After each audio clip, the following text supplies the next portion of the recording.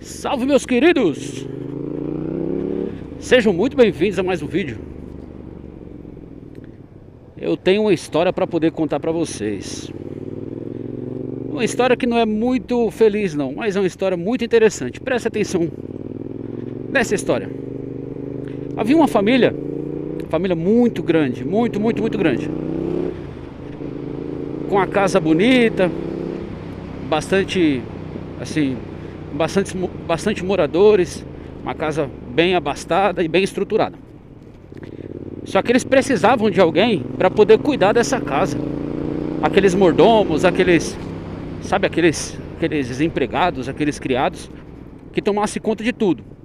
Tomasse conta das finanças da casa, das compras, tomasse conta dos móveis, do cuidado literal daquela casa. E de tempos em tempos aquela casa, os donos daquela casa trocavam de funcionário, né? E teve um funcionário que entrou para cuidar dessa casa, que foi um verdadeiro desastre. Ele começou até que bem, fazendo promessas boas. Ó, eu vou cuidar da sua casa, pode deixar que comigo não vai faltar mistura, as contas não irão atrasar, eu vou cuidar literalmente para você não precisar se preocupar com nada. Assim esse empregado, esse mordomo falava para os donos daquela casa, né? Só que com o tempo, esse mordomo, esse empregado, vendo que os donos eram muito bonzinhos e tinha muito dinheiro, ele começou a fazer algumas coisas erradas. Ele começou a roubar. Via que o dono era muito rico, dono daquela casa. Então ele começou a roubar, né? Começou a desviar algumas coisas. Não estava cuidando da casa a ponto de evitar desperdícios. Então aquela casa quase que foi à ruína, quase que quebrou literalmente, porque as contas foram altas, o gasto estava aumentando consideravelmente dia após dia, ano após ano. E ele sempre prometendo para os donos: não, a culpa não é minha, a culpa é de outros, né? Eu faço tudo certinho. E aquele dono da casa foi mantendo, até que chegou uma hora que não dava mais, não tinha mais o que fazer. Aquela casa ia pro buraco. Então aquelas pessoas que moravam naquela casa falaram: não, a gente precisa mudar. E mudaram. Entregaram aquele mordomo para a polícia. Aquele mordomo foi preso e começou a pagar ali pelos seus atos, né? Foi descoberto, além do que se sabia, muitas outras coisas. O da casa ter quebrado devido ao desvio de verba, desvio de dinheiro e de recursos. Aquele homem teve que devolver uma parte do dinheiro que ele roubou. Descobriu-se que o dinheiro daquele homem que estava sendo roubado era para favorecer alguns conhecidos. Esses conhecidos prestavam favores. Faltou a seta, amigão. E assim foi, aquele homem foi preso.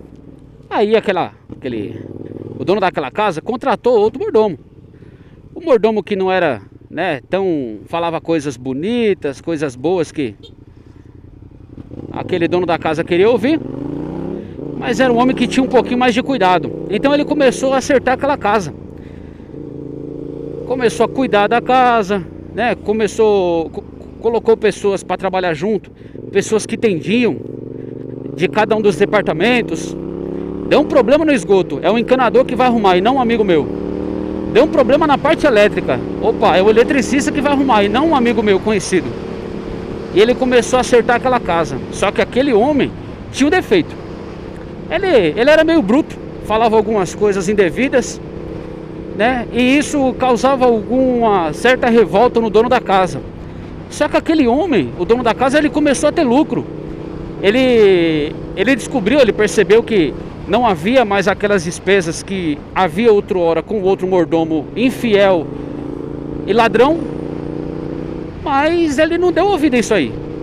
Ele falou assim: não, eu estou tendo lucro agora, acabaram os desperdícios, a minha casa que só tinha prejuízo, luz acesa, água desperdiçando, agora não está tendo mais desperdício, eu estou tendo lucro, eu estou vendo meu dinheiro indo para frente, posso investir em outras coisas.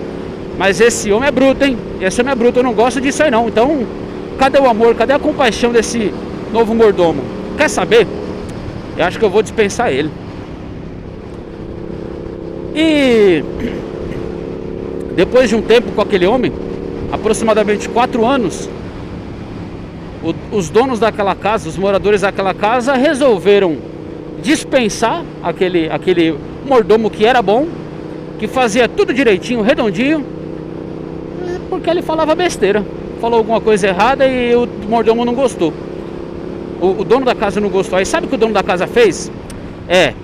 Aquele rapaz que era meu mordomo anterior, aquele que me roubava, né, que colocava os amigos para fazer os trabalhos aqui de casa, quando queimava uma lâmpada, ele gastava, em vez de gastar 10 reais numa lâmpada, ele gastava 100, que era para ser 10 da lâmpada, 50 para ele, o restante para os amigos. Ele era tão legal, ele falava tão bem, né? Ele prometia tantas coisas boas. Não, ó, semana que vem eu vou arrumar aqui sua casa. Ele era uma boa pessoa aos meus olhos. Quer saber, eu vou recontratar ele. E eu não preciso nem dizer qual que é o fim dessa história, né? O que acontece depois com essa casa. Eu acredito que muitos já entenderam onde eu quero chegar. Acabei de passar num posto ali que há mais ou menos 20 dias atrás eu abasteci, sempre abasteço nele. A gasolina estava 4,70. O mesmo posto hoje, 20 dias depois, quase 30 dias depois, minha moto já está quase precisando abastecer, está na bagatela de R$ 5,30 o litro da gasolina, ou seja, aumentou 60 centavos. Aumentou 60 centavos por quê? Por causa da pandemia? Por causa da falta de gasolina, como aconteceu na pandemia? Não, por aumento de imposto. Aumento de imposto. O governo olha assim para a pessoa, né, e fala assim, ó, vocês estão pagando aqui por esse produto, mas eu preciso, né, arrecadar um pouquinho mais. Então, em vez de você pagar R$ 1 por esse produto, você vai pagar R$ 1,30. Esses outros 30 é porque eu preciso arrecadar. É a mesma coisa do mordomo, né? Tá arrecadando bastante dinheiro. A gente sabe por que é. Esse é o cenário do Brasil. E eu fico doido da vida, para não falar outra coisa, quando eu vejo pessoas, não, mas o amor venceu. Sim, a última vez que eu abasteci, até o dia 31 de dezembro do ano passado, eu abastecia no ódio. A gasolina ia pro tanque da moto do carro com ódio. Hoje é com amor. Então se é com amor, tá valendo. O amor venceu, né? Eu gosto muito de jogar videogame. Pago caro pra caramba nos jogos. Todos nós pagamos, né? Aí um camaradinho aí, que eu não vou xingá-lo. Eu não vou xingar, eu vou... Tem que me segurar, mas eu não vou xingá-lo. Ele fala assim, não, que a indústria gamer, né, seja videogame, seja dos streams aí, do jogo online no computador, ele só pagar tributo. Onde já se viu? Jogar e não pagar imposto? E vai cobrar um imposto, vai taxar o imposto dos gamers. Aí eu tenho bastante conhecido gamer. Tem um amigão meu que joga bastante online. Sabe o que eu posso fazer pra ele? Bem feito. Bem feito. Faz o L, otário. Faz o L. Pelo menos agora você vai jogar, pagar mais no valor do jogo, que já não é barato. Só que você vai jogar com amor agora, né? Um pouquinho de imposto. Vai abastecer aí com imposto. Artistas que mandaram você ficar em casa e você não podia trabalhar, seu besta. Você que tem seu negócio aí não podia trabalhar por causa da pandemia, mas os artistas estavam pra cima e pra baixo. Fernando de Noronha, Angra dos Reis, viajando pra lá e pra cá. Esses artistas agora estão recebendo um dinheirinho aí pra fazer as suas artes, né? Pra fazer os seus trabalhos. E você vai ter que trabalhar pra poder pagar imposto e pra poder pagar o salário desses artistas. Ou seja, faz o L! Uhul! Faz o L. Eu me lasco também, me lasco. Mas graças a Deus, não sei até quando eu tenho meu emprego bom e ganho bem. Então eu consigo manter aí meus compromissos. Só que tem outros ainda que ficam defendendo essa peste desse governo corrupto aí.